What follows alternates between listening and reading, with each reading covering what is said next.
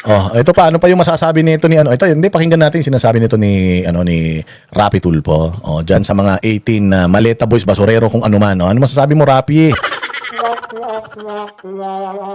Not to gate crush the live selling. Gate crush? Ano yan? May crush ka? Ganun.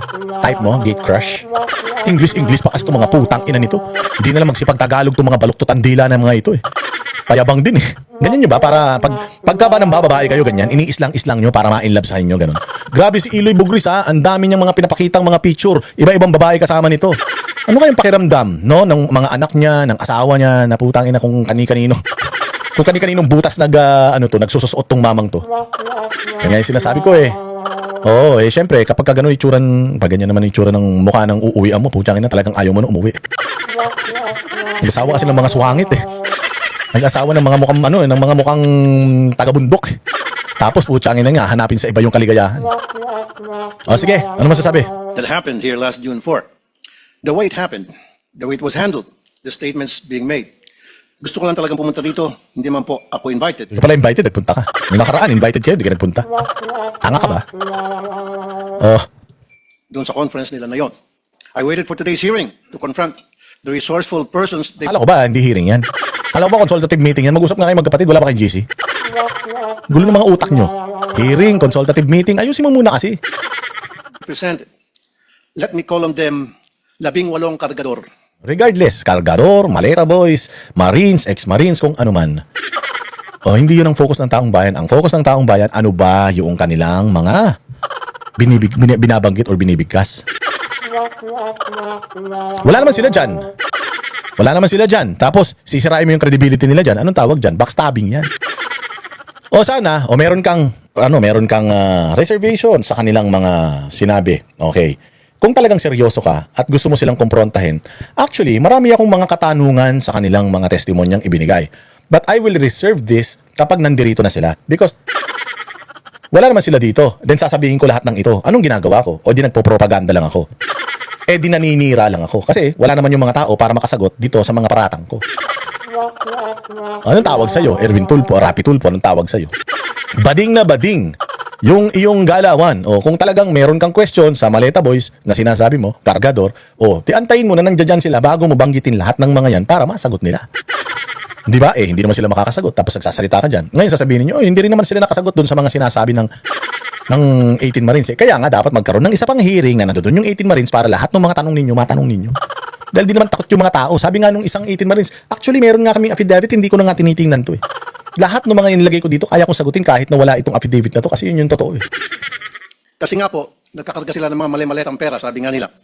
Yun po talagang trabaho nila, taga-bitbit, taga-karga ng maleta.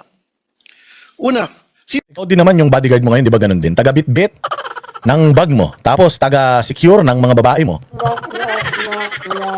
Taga-secure ng area. Oh, para wala makapag-video kapag nagpa-party-party ka. Di ba? Di umano di umano. sino ba itong 18 kargador ng mga maleta? Saan ba sila galing? We cannot simply bring in people sa Blue Ribbon Committee na nag-aakusa na mabibigat na paratang nang hindi man lang nalalaman kung karapat-dapat ba sila paniwalaan.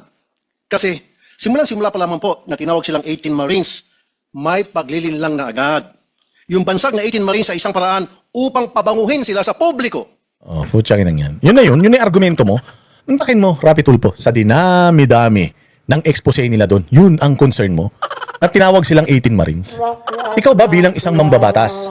Ikaw ba bilang isang taga-gobyerno? Alam mo na maraming nanakaw sa bayang Pilipinas. Concerned ka pa ba kung ano suot nila? Concerned ka pa ba sa kung anong haircut nila? Concerned ka pa ba sa kung anong tawag sa boy band nila? Hindi, that's the list of our concern eh. Yung pangalan nila. Call them whatever you want. Whether they are Marines or not, these people were enlisted. These people underwent training. Itong mga tao na to ay tumanggap ng sweldo mula sa gobyerno bilang mga militar. Therefore, they're ex-military or ex-servicemen, sabihin na natin. O, wag nyo nang tawagin na ganun. Bakit tayo nakafocus doon? Dahil ba sa paggamit? Masama bang gamitin yun? Bawal ba yun? Hindi naman bawal yun. Kayo nga, sinasabi nyo na sumbungan kayo ng taong bayan. Nagsusumbong yung taong bayan sa inyo ngayon. Hindi nyo naman pinapansin eh. Hindi na nga namin inaano yun eh. Nantakin mo, naging sumbungan kayo ng mga mag-aasawa na ng babae, yung kanilang mga asawa, tapos kayo mga babaero. Hindi na nga namin masyado pinapansin yan eh. Pero kung ang concern mo is yung tawag sa kanila Pochang inan yan. Hindi yun ang, hindi yun ang issue dito. Ang issue dito, meron silang pera-pera, mali-malitang perang idinideliver sa mga politiko. Pucha, hindi ba dapat doon tayo mag-focus? Matik po kasi yan. Pag sinabing Marines, iba po ang respeto ng mga tao. Pero hindi naman po silang lahat ay dating Marines. At mahigit kalahati sa kanila ay discharged without honors. Oh, so, ibig sabihin, discharged without honor, so, ibig sabihin, dati. Ex. Oh, anong problema dun? And even if, let's say, for example, hindi sila Marines, they are just normal people na ginawa silang bodyguard security. Yun naman ang punto rito. Are they really security detail of Zaldico? O meron silang mga pinakitang mga ID, meron silang mga pinakitang mga payslip siguro nila, sweldo nila, or whatever. O hindi ba, doon tayo dapat nakafocus? Are they really security detail of Zaldico? And are they really delivering money? Dapat nandoon tayo, hindi na sa mga pangalan. Wala na tayo dapat doon sa kung ano man ang tawag sa kanila, kung sino man sila. Superhero sila o hindi. Ang punto rito, dapat ang chinecheck ninyo, totoo bang mga bodyguard niya na to? Totoo bang mga naghahatid na malay-malitang pero ito?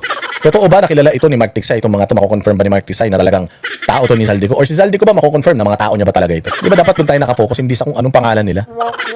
Or dishonorably discharged from service for various offenses. Ibig sabihin, palpak sila. Even if, let's say for example, yung isa dyan, nambubugbog pa ng asawa. O yung isa dyan, dating adik. O yung presidente nga natin, sabi ng kapatid, adik. Pinagtitiwalaan mo pa rin. O kahit na yung iba dyan, dating tindero lang sa Quiapo, ng pampalaglag, yung Cytotech, ganyan. O, yun ba, doon ba tayo dapat mag-focus? Di ba dapat mag-focus tayo doon sa mga sinusumbong nila? Tulad na pagiging able o absent without leave. So naman, nag-awol lang, masamang tao na ba yan? Siguro naman to si Erwin Tulfo, anak ng tinapay. Ganito ba talaga ang Rapi Tulfo in action, justice? O tiyang inang yan. Judge of character yan, yung sinasabi mo. Ngayon, if you want to ruin yung reputation nila, doon sa testimonya mo sila sirain. Ito yung testimonya nyo. O, yan yung i-scrutinize natin. Hindi yung ex-marine, AWOL, not even enlisted. Puchang inang yan. Why is this information very important? Because for people to believe their allegations, it must come from a credible and reliable source. Oy, bakit kung credible and reliable source? Bakit sino yun, yung Madriaga? Bakit yung Ramil Madriaga, yung kriminal, yung kidnapper, convicted pa? Tapos ngayon, meron pang nakabinbin na kaso. Kung ano yung kaso niya noon, yun pa rin yung kaso niya. Bakit siya pinakikinggan ninyo? Patungkol doon sa mga di umanong pera, binibigay sa Duterte, pera ni Inday Sara, na siya daw ang bagman, ganito ganyan. Bakit siya pinakikinggan nyo, tapos itong mga to hindi? Dahil lang naawol sila bilang dating mga nasa military. Practice what you preach. Dapat kung binabatikos nyo ito, binabatikos nyo rin yung iba. And so, the people using them portray them as heroes. God damn. God damn, putang inan yan. Kano yarn? Wannabe, no? Putang inan tong tao na ito, nakakadiri, no? Nakakadiri. Alam mo, ang dami namang mga matatalino dyan. Si Alan Peter Cayetano nga, Amerikana pa yung nanay niyan, hindi naman God damn. Rapper ka? Hip-hop yarn? Ang tinapay, napaka-wannabe na itong mga Tulfo brothers na ito, piling maging Amerikano, tingnan mo mga itsura, mga mukhang naluging Hapon. Ang inan tong mga to. Kaya yabang ang putya. Si Alan Peter, half American. Tawag dito, yung kapatid niya, si Pia Cayetano, half American. Yung mga bilyar, putangin ng, ultra billionaire. Ang dami pa dyan mga abogado.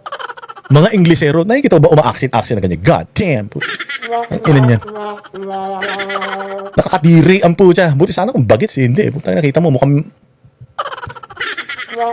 manyakis. Sabi nga ng isa sa mga senador na dumalon nung araw na yon, bayani daw po sila. Pero nakakaya naman po sila sa iba nating mga bayani. Na itong 18 kargador na ilang taon nagtrabaho kay Zaldico, may 7 years at 9 years at nagbitbit daw, sabi nila, ng sangkatutak ng maleta ng pera. At bigla na lang, tinubuan ng konsensya.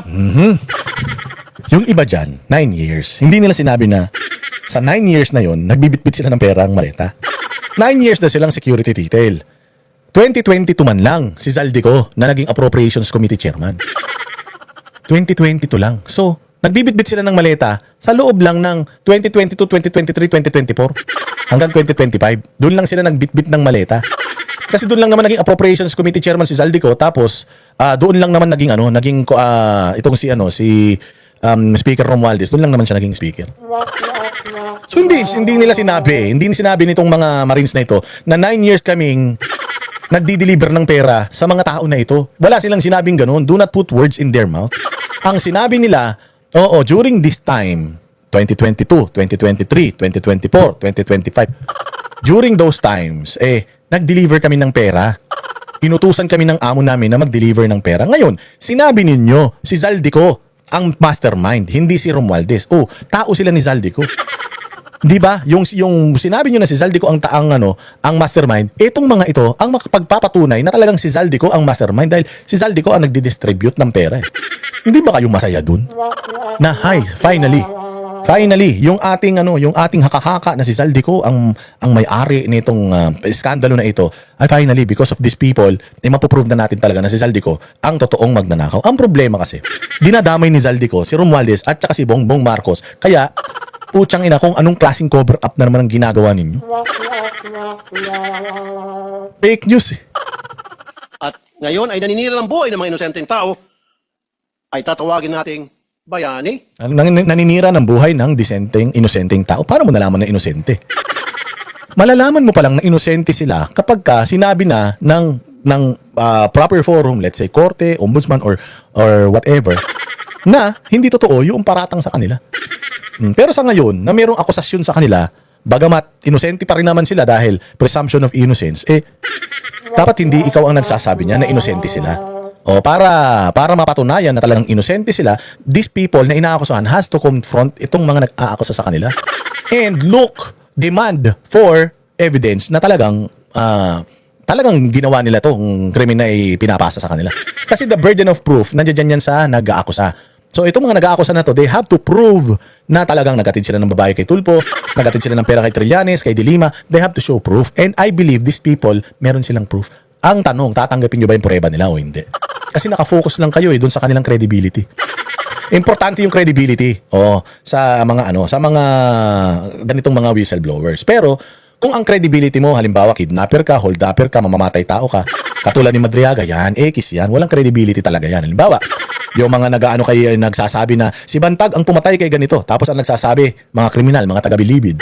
Ayan, walang mga credibility yan. Pero kung ito, 18 Marines, hindi naman nila tinatanggi na naawol sila, hindi naman nila dininay yun. Sinabi naman nila na naawol kami, na hindi na kami bumalik sa serbisyo. Inamin naman nila yun. Hindi naman nila sinabi na kami ang pinakamaganda ang record ng mga Marines. Wala naman silang claim na ganun, Rapi Tulfo. Aminado naman sila. Lahat naman ng sinasabi mo na yan, inamin naman nila. Some of us are hindi Marines, some of us are reservist lang. Some of us, may kaso pa nga ako, sabi nung isa, na-dismiss na. Some of us are dishonorably discharged. Ito yung reason ba't ako na-discharge. Sinasabi naman nila. So, wala silang pagsisinungaling doon. Before mo pang sabihin yan, in-expose na rin nila yung mga sarili nila. Tinawag lang sila na 18 ex-Marines kasi nga, ex-Marines sila. Regardless kung AWOL sila, regardless kung sila ay na dishonorably discharged, ex-Marines is ex-Marines. Tanga, yun lang, di mo pa maintindihan. Pasensya na. Hindi ako papayag na matabi ang mga sinungaling nito kila Jose Rizal, Andres Bonifacio. Gago. Hindi naman pag sinabi mong bayani, itatabi mo na kay Jose Rizal eh. Bobo ka ba? Ang tawag nga sa mga OFW, bagong bayani pero inaabuso nyo eh. Yung ba mga OFW, itinabi mo ba kay yan? Itinabi mo ba kay Jose Rizal yan? Puros kasi kayo mga Puros kasi kayo mga testimonials, puros kayo mga kaartihan, kaik-ikan, imbis na sana itakil natin yung mga issues na dinadala ng 18 Marines yan, putang ina mo. Puros pagtatakip ang ginagawa ninyo eh. At mga dakila nating OFWs. So yung OFW, bayani. So yung OFW, itatabi natin kay Jose Rizal. Yan. Sila itatabi ron. Ayaw naman nilang katabi yun. Walang hiya ka talaga. Talaga mga Tulfo, mga salot kayo sa lipunan. Walang hiya.